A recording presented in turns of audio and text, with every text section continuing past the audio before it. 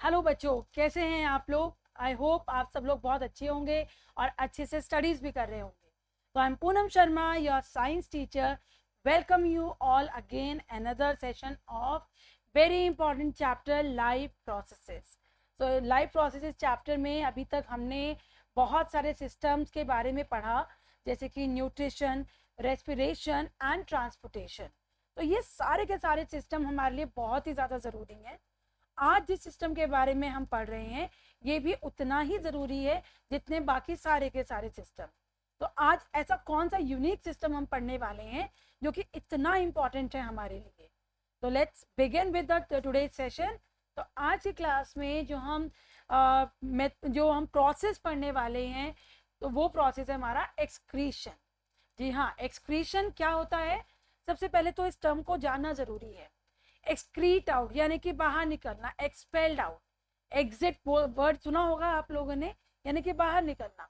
तो एक्सक्रीशन जो होता है ये प्रोसेस प्लांट्स और एनिमल्स दोनों में होता है। तो जितने भी लिविंग ऑर्गेनिज्म हमारे आसपास में प्रेजेंट हैं, चाहे वो यूनिसेलुलर हैं, चाहे मल्टी सेलुलर हैं और चाहे प्लांट्स हैं, सभी में एक्सक्रीशन का प्रोसेस ज़रूरी है। और ये इतना ज़रूरी क्यों है, क्योंकि जब भी अगर हम कोई भी चीज़ खाते हैं या कोई भी चीज़ हम कंज्यूम कर रहे हैं तो हमारी बॉडी में वेस्ट प्रोडक्ट भी तो बन रहा है। तो उस वेस्ट प्रोडक्ट को निकालना इट्स वेरी इंपॉर्टेंट।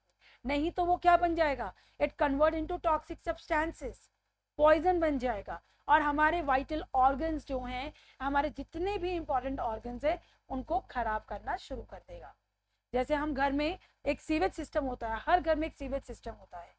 तो उस सीवेज सिस्टम को क्यों लगाया जाता है, ताकि जितना भी घर का वेस्ट है, whether you are washing utensils in the kitchen, whether you are washing clothes in the bathroom, तो जो भी उसका वेस्ट प्रोडक्ट है वो सीवेज सिस्टम के थ्रू घर से बाहर निकल जाए। नहीं तो घर में क्या हो जाएगी, फाउल ऑर्डर आने लग जाती है, एक अजीब सी स्मेल आने लग जाती है, और जिससे कि और माइक्रो ऑर्गेनिजम्स ग्रो कर सकते हैं, आपको डिजीज हो सकती है।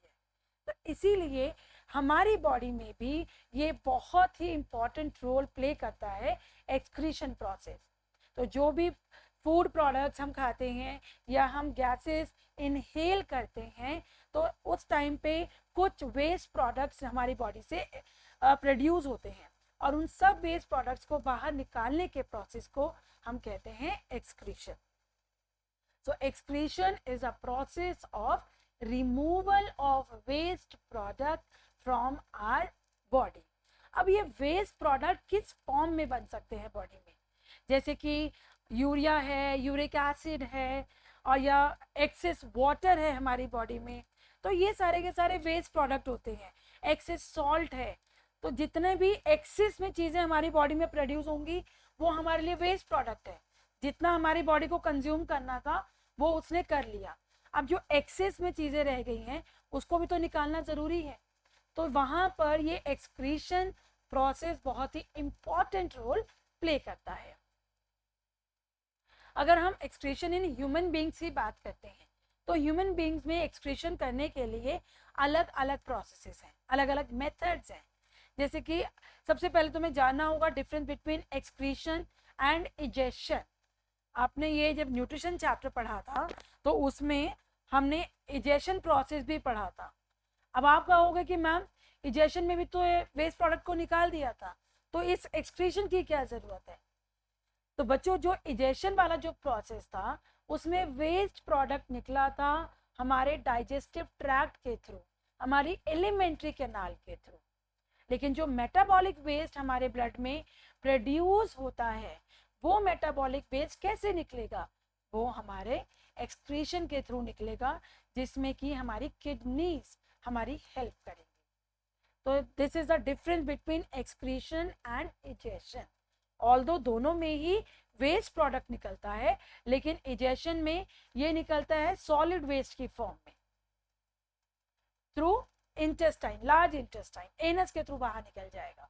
लेकिन एक्सक्रीशन में यूरिन के थ्रू बाहर निकलेगा, जो कि कौन करेंगी, किडनीज करेंगी।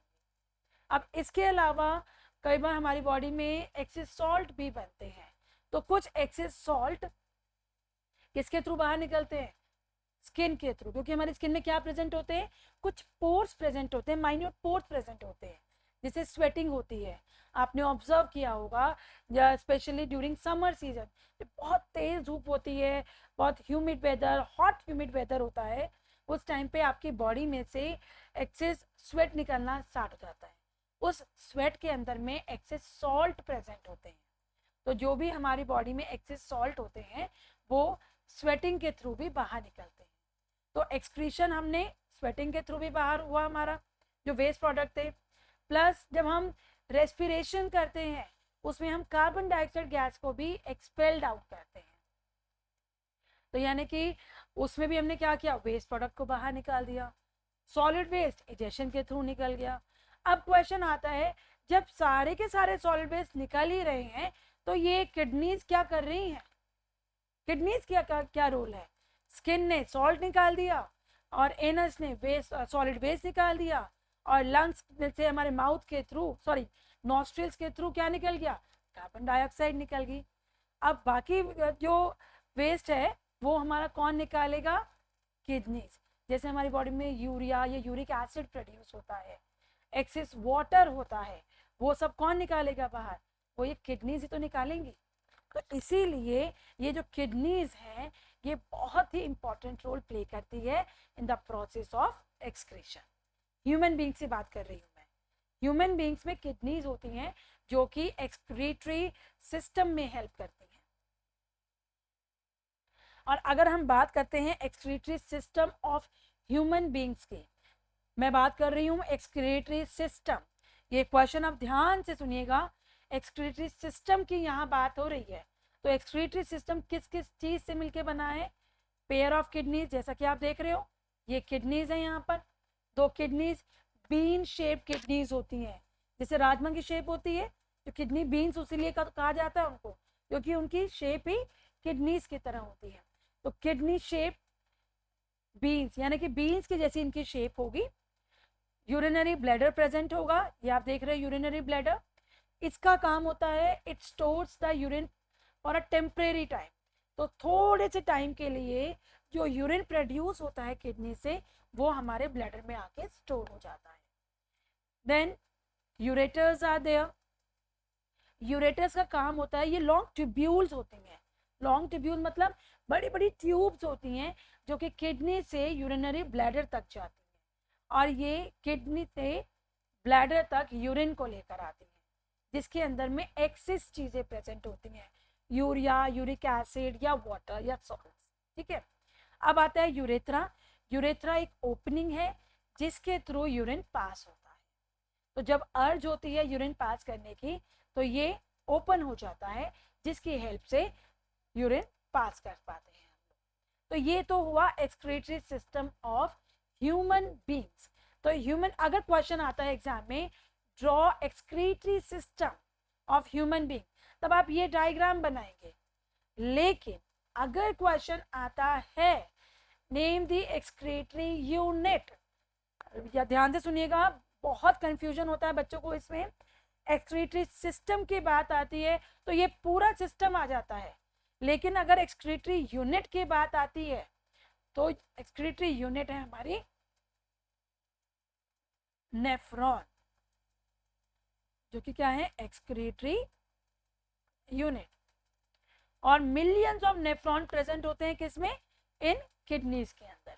ओके, तो ये हमारी एक्सक्रीटरी यूनिट है। ये 1 मार्क का क्वेश्चन है बच्चों, और बहुत ही इंपॉर्टेंट क्वेश्चन है। और अगर एक्सक्रीटरी सिस्टम की बात आती है तो आपको ये सिस्टम ड्रॉ करना है पूरा, जिसमें आपको प्रॉपर लेबलिंग भी करनी है। तो अब आप देखो, जैसे किडनीज है, ureters, urinary bladder, urethra and urinary opening. तो ये नेफ्रॉन कुछ ऐसा प्रेजेंट होता है किडनीज के अंदर में। तो अगर हम स्ट्रक्चर देखें नेफ्रॉन का, मैं यहाँ आपको ड्रॉ भी करके दिखाती हूँ, कुछ ऐसा स्ट्रक्चर होता है, और ये मिलियंस ऑफ नेफ्रॉन प्रेजेंट होते हैं हमारी किडनी के अंदर में। ये बहुत सिंपल सा मैं आपको स्ट्रक्चर ड्रॉ करके दिखा रही हूँ। कुछ ऐसा स्ट्रक्चर होता है, ये एक नेफ्रॉन का स्ट्रक्चर है जिसको मैंने आपको एनलार्ज करके दिखाया है। तो ऐसे ही nephron millions of nephron are present in the kidneys, और एक दिन में approximately 1 to 2 litre urine produce होता है। ओके, इसके अंदर में प्रेजेंट होते हैं यहाँ पे ग्लोमेरुलस, ग्लोमेरुलस। ओके, ये है बॉमन कैप्सूल, इसे हम कहते हैं Bowman's capsule. Okay, this is known as collecting duct, और ये हमारा पूरा, इसको हम बोलते हैं हेनलेस लूप। ये हमारा पीसीटी और डीसीटी इसके पार्ट है। ये क्या होता है? Proximal convoluted tubule, PCT is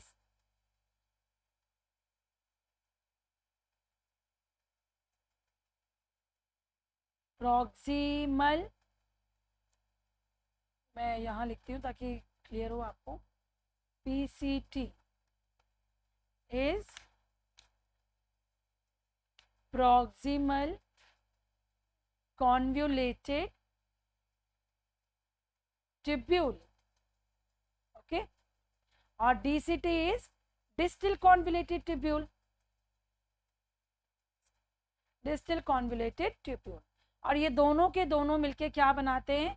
Henle's loop. इस पूरे को हम बोलते हैं हेनलेस लूप। तो ये जो ग्लोमेरुलस होता है, ये यहाँ कुछ प्रेजेंट होता है जो कि रीनल आर्टरी से जॉइंट रहता है। यहाँ प्रेजेंट होती है रीनल आर्टरी।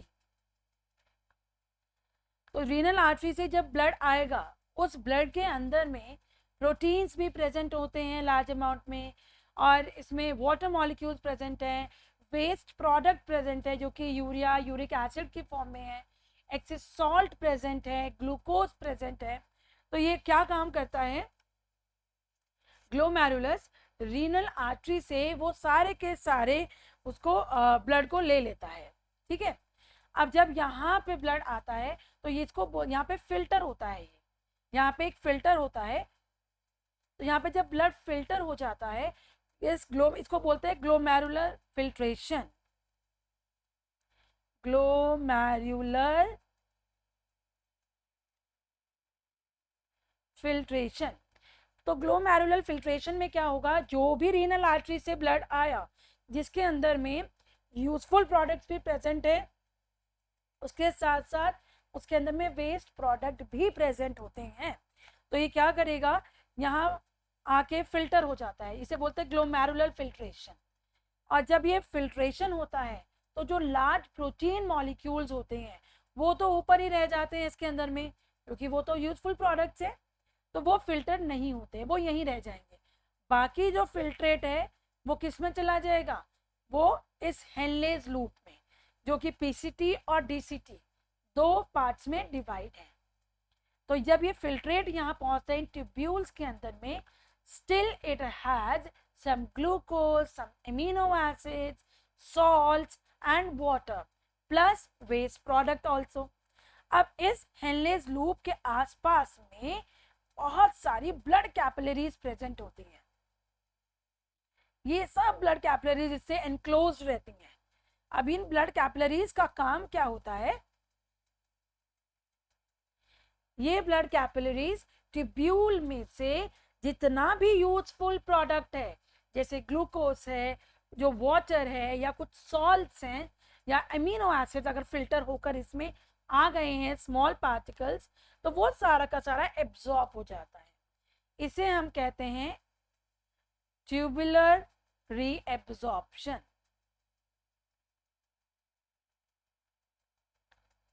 ट्यूबुलर रीएब्जॉर्प्शन, तो ये सारा का सारा रीएब्जॉर्ब हो जाता है यहाँ पे। ठीक है, अब जो ट्यूब्यूल के अंदर में फिल्ट्रेट रह जाता है उसे हम कहते हैं यूरिन। क्या बोलते हैं? यूरिन। अब इस यूरिन के अंदर में या तो हमारा एक्सेस वाटर प्रेजेंट होगा, या यूरिक एसिड और यूरिया प्रेजेंट होंगे, या एक्सेस सॉल्ट्स प्रेजेंट होंगे। तो ये फिल्ट्रेट अब कलेक्टिंग डक्ट में जाएगा, और कलेक्टिंग डक्ट से क्योंकि ये यूरेटर यहाँ पे ज्वाइन है, तो यहाँ पे ये सब कलेक्टिंग डक्ट यहाँ पे ओपन होती हैं। यूरेटर इस पूरे यूरिन को ले लेगा दोनों किडनीज में से और कहाँ दे देगा, यूरिनरी ब्लैडर के पास में। जब ये यूरिनरी ब्लैडर के पास में चला जाएगा, फिर ये जाएगा हमारे यूरेथ्रा के पास। Then we feel urge of passing urine. जब ये फिल हो जाता है किससे, यूरिन से, तो हमें सेंसेशन होती है यूरिन पास करने की। उस टाइम पे ये ओपनिंग, यूरिनरी ओपनिंग ओपन हो जाती है और यूरिन पास हो जाता है। So this is how urine is formed and how we pass the urine. और ये सारा का सारा काम कौन कराता है, नेफ्रॉन, जो कि एक्सक्रीटरी यूनिट कहलाती है ह्यूमन बीइंग्स में। तो कुछ ऐसा स्ट्रक्चर आपको दिखाई देगा बुक्स में, जनरली कुछ ऐसा स्ट्रक्चर बना होता है, ये एक नेफ्रॉन है, ये दूसरा नेफ्रॉन है, ऐसे मिलियंस ऑफ नेफ्रॉन प्रेजेंट होते हैं। तो अगर आप देखो तो ये बॉमन कैप्सूल है, यहाँ पे ग्लोमेरुलस है, ये proximal convoluted tubule, distal convoluted tubule, और इस पूरे लूप को हम क्या बोलते हैं, हेनलेज लूप। और अब कलेक्टिंग डक्ट में जाएगा और वहां से ये पास हो जाता है। So there are different steps, जैसे मैंने आपको बताया, ग्लोमेरुलर फिल्ट्रेशन, ट्यूबुलर रीअब्जॉर्प्शन और सेलेक्टिव रीअब्जॉर्प्शन बोलते हैं। सेलेक्टिव रीअब्जॉर्प्शन यानी कि इन केस अगर फिर भी कोई वाटर, एक्सेस वाटर जो हमारी बॉडी के लिए ज़रूरी है, या कुछ सॉल्ट्स जो हमारी बॉडी के लिए ज़रूरी हैं, वो स्टिल अगर उस फिल्ट्रेट में रह जाते हैं जो कि ट्यूब्यूल के अंदर है, तो जब वो कलेक्टिंग डक्ट में जाता है तो वहाँ पर भी क्या होता है, वहाँ पे भी एब्जॉर्प्शन हो जाएगा और फिर कलेक्टिंग डक्ट से यूरेटर उसको ले लेते हैं। So this is how urine passes or urine form in the nephron. तो बच्चों ये आता है जनरली 3 मार्क्स का क्वेश्चन है, और ये बहुत ही इम्पॉर्टेंट क्वेश्चन है, that how is urine formed in human beings. तो कई बार बच्चों को बहुत ज़्यादा कंफ्यूजन होती है, तो वो इसकी जगह ये डायग्राम ड्रॉ करके आ जाते हैं। कौन से वाला, ये वाला, जो कि रॉन्ग है। अगर एग्जाम में पूछा जाता है explain the excretory system of human beings, तो एक्सक्रीटरी सिस्टम में तो आप ये डायग्राम ड्रॉ करो और उसके स्ट्रक्चर को पूरा एक्सप्लेन कर दो, that it consist of pair of kidneys and pair of ureters. These are long tubules which are attached from kidney to the ureter, and then urinary bladder is present which stores the urine for a temporary time, then urethra, and then you have urinary opening. तो mails में sperms के लिए और urine के लिए दोनों के लिए एक ही ओपनिंग रहती है, लेकिन फीमेल्स में there is a different opening. Okay, तो अगर हम मेल्स की बात करें तो मेल्स के लिए कॉमन ओपनिंग इज देयर। तो अगर हम जब यूरिन की बात करते हैं, यूरिन का जो पीएच होता है वो कुछ होता है 6.96, 6.96, ये थोड़ा एसिडिक होता है, ठीक है, and due to the presence of uric acid in it, तो ये इसका पीएच है यूरिन का। तो और एग्जाम में अगर क्वेश्चन आता है explain how is urine form और एक्सप्लेन द यूरिन फॉर्मेशन, तो आपको ये डायग्राम बनाना है और ये पूरा एक्सप्लेनेशन आपको इसमें लिखना होगा कि कैसे ग्लोमेरुलस रीनल आर्टरी से ब्लड को लेती है और फिर उसमें फिल्ट्रेशन होता है जिसे ग्लोमेरुलस फिल्ट्रेशन कहते हैं। तो उसमें से लार्ज प्रोटीन मॉलिक्यूल्स वहीं रह जाते हैं और ब्लड कैपिलरीज के थ्रू चले जाते हैं। और उसके अलावा फिल्ट्रेट जब ट्यूब्यूल्स के अंदर आता है जो कि हेनलेज लूप है, उसमें ग्लूकोज, एमिनो एसिड्स, सॉल्ट्स और वाटर प्रेजेंट होते हैं। तो वहाँ पे ट्यूबुलर रीएब्जॉर्प्शन होता है due to the presence of blood capillaries. उसके आसपास ब्लड कैपिलरीज प्रेजेंट होती हैं जो कि उसको एब्जॉर्ब कर लेती हैं and then distributed to entire part of the body. क्योंकि कैपिलरीज का क्या काम होता है, exchange of material.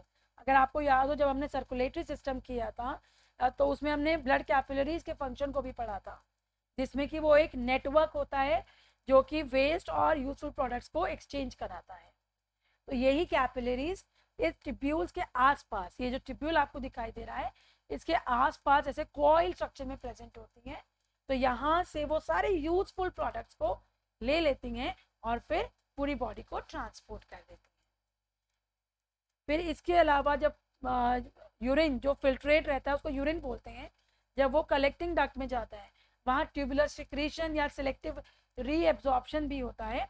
In case अगर फिर से कोई सॉल्ट या वाटर या अमीनो एसिड्स वगैरह या ग्लूकोज उसमें रह गया है तो वो वहाँ पे फिर से एब्जॉर्ब हो जाएगा।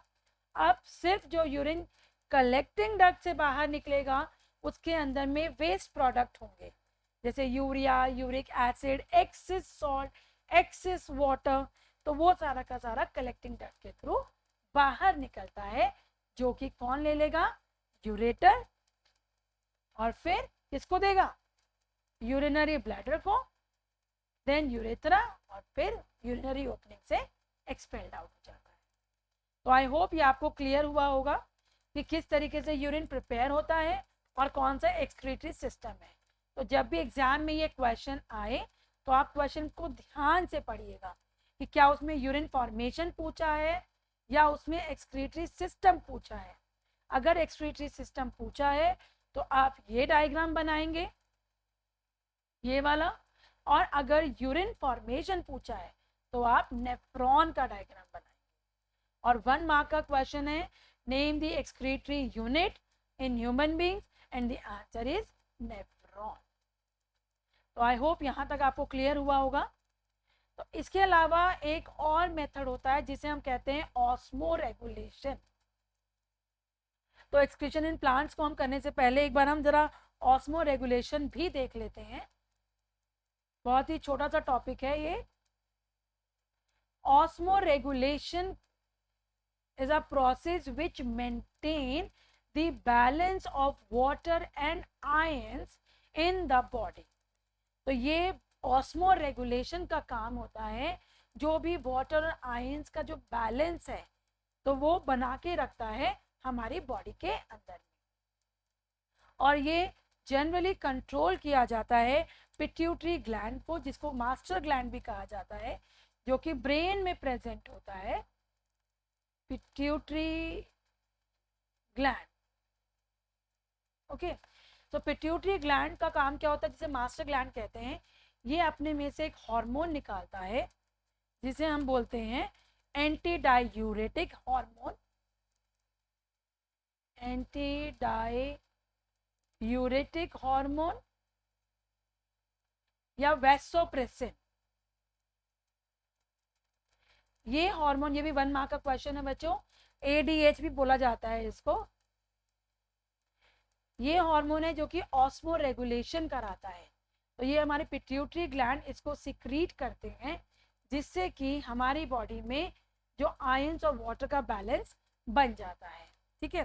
तो अगर वाटर की परमिएबिलिटी डिस्टल कॉन्वोल्यूटेड ट्यूब्यूल में कम हो जाती है तो ज़्यादा डाइल्यूट यूरिन प्रोड्यूस होता है। ठीक है, फिर से मैं रिपीट करूंगी, अगर वाटर की रेशो यूरिन में ज़्यादा होती है उस टाइम पे डाइल्यूट वाटर सिक्रीट होता है। ठीक है, और अगर वाटर की परमिएबिलिटी कम होगी तो क्या होगा, तो उसमें डाइल्यूट नहीं रह के कॉन्सेंट्रेटेड यूरिन पास होता है। और ये सारा का सारा किसके कंट्रोल में रहेगा? ADH यानी एंटी डायूरेटिक हार्मोन या वैसोप्रेसिन। तो आई होप यहाँ तक आपको क्लियर हुआ होगा। अब हम बात करते हैं एक्सक्रीशन इन प्लांट्स की। प्लांट्स के अंदर भी, जैसे मैंने आपको बताया, ये भी एक लिविंग ऑर्गेनिजम्स है, तो इनके अंदर में भी एक्सक्रीशन ऑब्वियसली होगा ही होगा, क्योंकि प्लांट्स में भी तो क्या होता है, वो फूड प्रिपेयर करते हैं with the help of photosynthesis, और वो रूट से क्या करते हैं, वाटर और मिनरल्स को एब्जॉर्ब करते हैं। लेकिन जब वो एब्जॉर्प्शन हो रहा है, जब डाइजेशन हो रहा है, तो एक्सक्रीशन भी तो होगा। सारे प्रोसेसेस हो रहे हैं भाई, डाइजेशन भी हो रहा है, एब्जॉर्प्शन भी हो रहा है, ट्रांसपोर्टेशन भी हो रहा है, तो एक्सक्रीशन भी होगा। अब प्लांट्स के अंदर में ये एक्सक्रीशन कैसे होता है। प्लांट्स के अंदर में जो एक्सक्रीटरी प्रोडक्ट्स होते हैं या वेस्ट प्रोडक्ट्स होते हैं वो किस किस फॉर्म में होते हैं, गम के फॉर्म में, रेजिन्स के फॉर्म में, या वो क्रिस्टल्स की फॉर्म में प्रेजेंट होते हैं, या जो एक्सेस वाटर की फॉर्म में भी एक्सेस वाटर भी निकलता है इनकी बॉडी से। तो ये सारे के सारे प्रोडक्ट्स वेस्ट प्रोडक्ट्स होते हैं किसमें, प्लांट्स के अंदर में। और जैसे कि आपको पता है ट्रांसपिरेशन प्रोसेस के बारे में, जो कि स्टोमेटा में होता है। प्लांट्स में जो लीव्स होती हैं उसके अपर और लोअर एपिडर्मिस पे ये एक किडनी शेप स्ट्रक्चर्स भी प्रेजेंट होते हैं इसमें, जिसे हम स्टोमेटा बोलते हैं। अब देखो कहीं ना कहीं ये रिजेंबल करता है हमारी किडनी से भी। अगर हम इसकी शेप देखें, जैसे हमारी किडनी की शेप तो क्या है, कुछ ऐसी है, और स्टोमेटा में दो ऐसे प्रेजेंट होंगे, इन्हें हम बोलते हैं गार्ड सेल्स।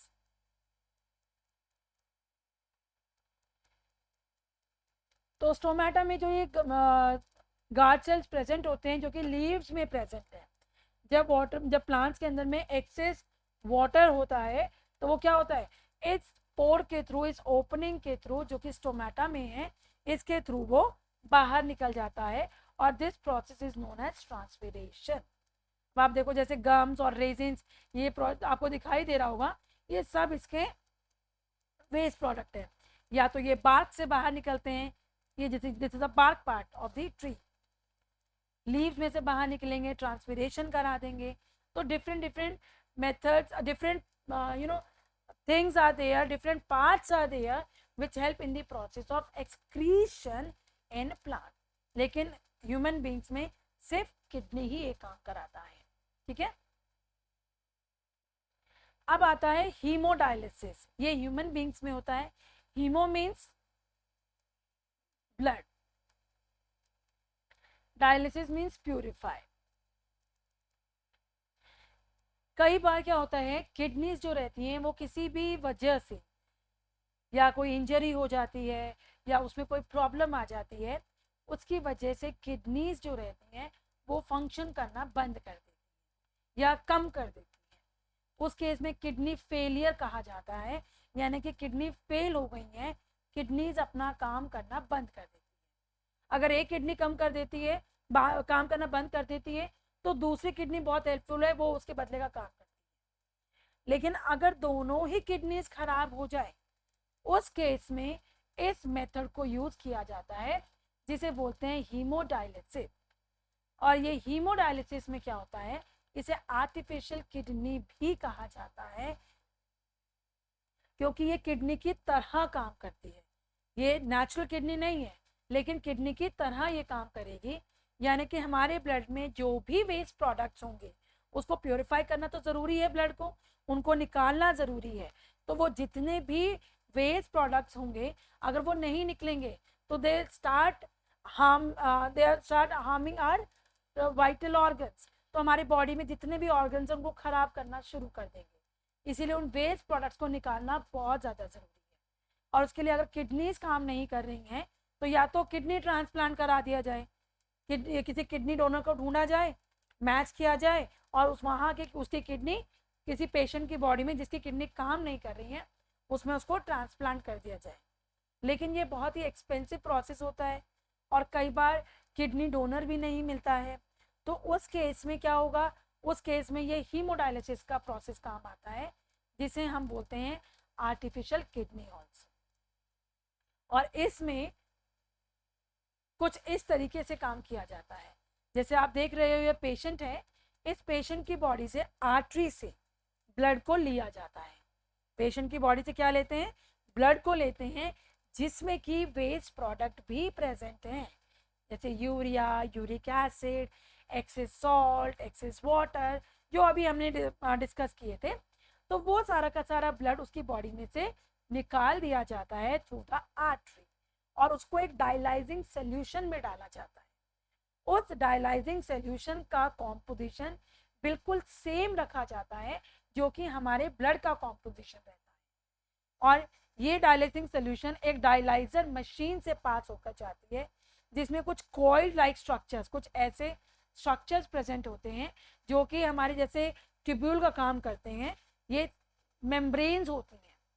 तो ये मेम्ब्रेन्स जैसे हमारे में हेनलेस लूप था वो वाला काम करते हैं।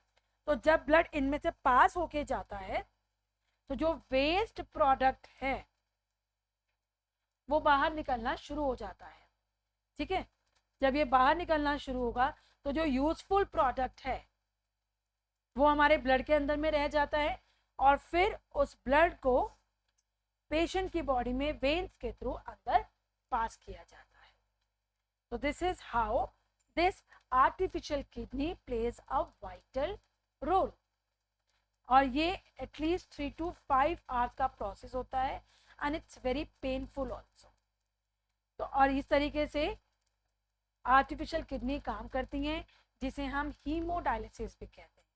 तो बच्चों ये जो क्वेश्चन आता है एग्जाम में, ये 1 मार्क का क्वेश्चन आता है, व्हाट इज आर्टिफिशियल किडनी, और कैसे होता है वो 2 मार्क्स में जनरली पूछा जाता है। तो और कई बार इसकी डेफिनेशन भी पूछी जाती है, what do you mean by haemodialysis, तो उसमें आपको उसकी डेफिनेशन बतानी होगी।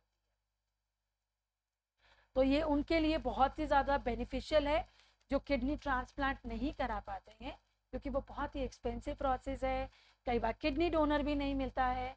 तो उस केस में ये डायलिसिस का प्रोसेस किया जाता है ताकि उसकी बॉडी में से, पेशेंट की बॉडी में से जो वेस्ट प्रोडक्ट्स हैं ब्लड के अंदर में, उनको निकाला जा सके।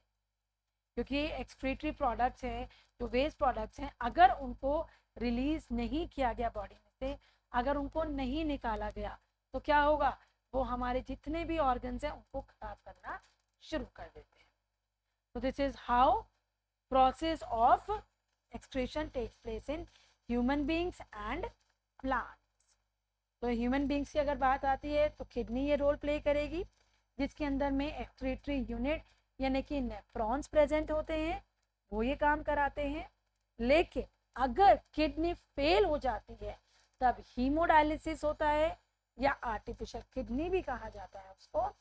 और प्लांट्स में ट्रांसपिरेशन के थ्रू, या जो ट्रीज के जो बाक होते हैं उनमें गम्स और रेजिन्स के थ्रू वेस्ट प्रोडक्ट बाहर निकल जाता है। So this is all about excretory system of the living organisms. और ये बहुत ही इम्पॉर्टेंट टॉपिक है, इसमें से भी 1 mark, 2 mark, 3 marks, even 5 mark का क्वेश्चन भी बनता है। जब भी जनरली 5 मार्क का क्वेश्चन आता है वो डायरेक्ट नहीं पूछते हैं, उसके वो पार्ट्स कर देते हैं, सब पार्ट्स कर देते हैं। यानी कि एक में उसका फंक्शन पूछ लिया जाएगा, यूरिन फॉर्मेशन पूछ लिया जाएगा, एक में पूछ लिया जाएगा हीमोडायलिसिस क्या होता है, या एक में पूछा जाएगा नेम द एक्सक्रीटरी यूनिट। तो इस तरीके से डिफरेंट पार्ट्स में क्वेश्चन को एग्जाम में पूछा जा सकता है। तो कैसे भी एक क्वेश्चन आ सकता है, तो आपको उसके अकॉर्डिंगली आंसर करना होगा। 1 मार्क में पूछते हैं तो बहुत माइन्यूट सी डिटेल पूछी जा सकती हैं, नेम द एक्सक्रीटरी यूनिट, और what is the role of tubule in the nephron, और what is Henle's loop, what is collecting duct, what is glomerular filtration. तो वो एक एक उसमें मार्क्स में पूछे जा सकते हैं। या वाई सेलेक्टिव रीअब्जॉर्प्शन इम्पॉर्टेंट, और right the 3 steps of urine formation. तो ये किसी भी फॉर्म में आपसे क्वेश्चन एग्जाम में पूछा जा सकता है। तो till here this excretion system is over. So in next class I'll discuss important questions of this life process chapter, which are extremely important according to exam point of view. So till then, goodbye and take care, and revise the entire topic which I have covered so far. So thank you and have a nice day.